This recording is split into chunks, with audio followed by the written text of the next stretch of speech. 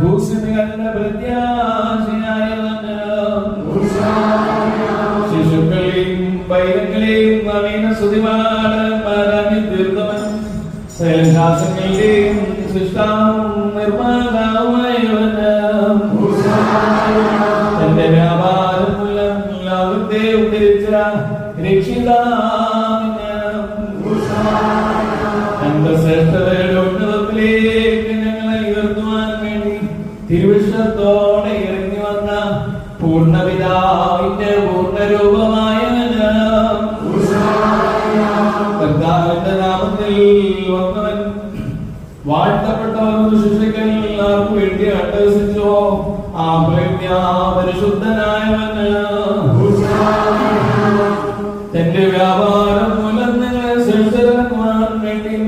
തന്റെ ശ്രേഷ്ഠതയ്ക്കാൻ ഉന്നത സംഭവിക്കാതെ ശരീരനായി തീർന്ന